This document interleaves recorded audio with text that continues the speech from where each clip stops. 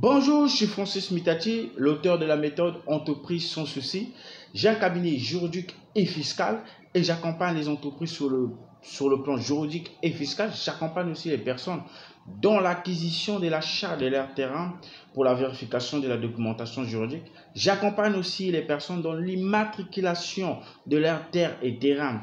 Alors, dans cette vidéo, je vais vous parler de quel est le mode d'imposition que vous pouvez choisir. Alors, le meilleur mode d'imposition fiscale que vous pouvez choisir concernant vos entreprises ou concernant les entrepreneurs qui veulent se lancer dans la constitution de leur entreprise, alors le meilleur mode d'imposition, c'est le régime, l'impôt sur les sociétés.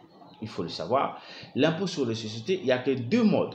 Il y a l'impôt sur les sociétés et il y a l'impôt sur le revenu. Donc aujourd'hui, je vais vous parler que de deux modes d'imposition que vous pouvez choisir et quel est le meilleur mode que vous pouvez choisir pour se lancer dans la constitution de votre entreprise. Je parle beaucoup plus pour les entrepreneurs qui veulent se lancer, les nouveaux par exemple, qui veulent se lancer pour la constitution de leur entreprise. Alors, le meilleur mode que je peux vous conseiller ici, alors les deux modes que j'ai cités là sont les régimes d'imposition auxquels sont soumises les sociétés en plein droit ou sur option. Dans le régime de l'IS, c'est-à-dire l'impôt sur les sociétés, le dirigeant perçoit une rémunération pour sa qualité de représentant légal. C'est-à-dire que dans une entreprise, par exemple, qui est la société par action simplifiée, le dirigeant perçoit une rémunération pour sa qualité de représentant légal. C'est-à-dire qu'il doit être payé sur sa qualité qu'il occupe dans l'entreprise. Alors, pour les entrepreneurs qui veulent se lancer, par exemple, pour la constitution de l'entreprise, je peux vous conseiller de choisir, par exemple, l'entreprise individuelle. Pourquoi l'entreprise individuelle? Parce que l'entreprise individuelle, vous avez, par exemple, l'IGF, c'est-à-dire l'impôt global forfaitaire. C'est-à-dire, ça va vous permettre de payer l'impôt. Pourquoi? Parce que l'impôt global forfaitaire, on va prendre, c'est-à-dire qu'on va faire un forfait que vous devez payer chaque fin du mois ou chaque année. Mais c'est sur la base de votre chiffre d'affaires qu'on va prélever cela. Alors, pour les sociétés, par exemple, qui sont déjà constituées, qui sont déjà en existence, alors je peux vous conseiller de prendre, par exemple, la société par action, la société à responsabilité limitée, c'est-à-dire la SAR. Alors, la SAR, lorsque vous choisissez la SAR, vous avez la possibilité de payer l'impôt sur les sociétés. Automatiquement, vous avez cette possibilité de payer l'impôt sur les sociétés.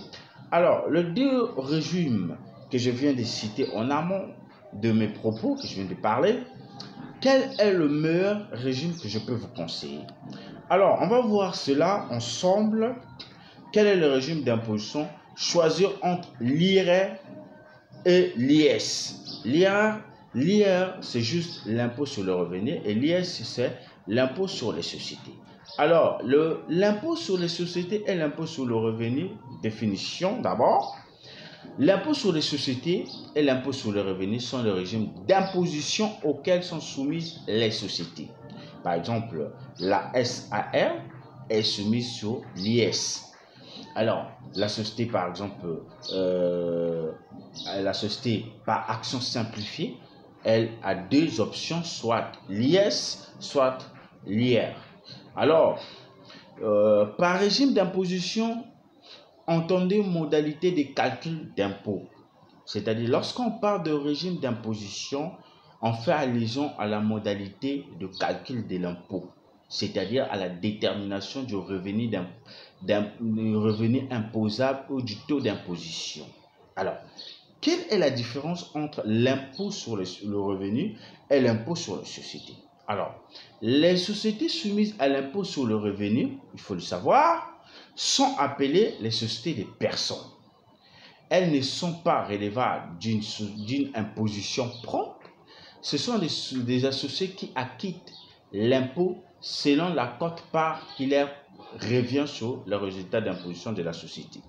Selon les apports apportés dans l'entreprise, ces associés payent l'IR, c'est-à-dire l'impôt sur le revenu, selon leur apport apporté dans l'entreprise. Alors, je peux vous citer par exemple l'impôt, les sociétés des personnes comme l'IGSCI. Alors, c'est la société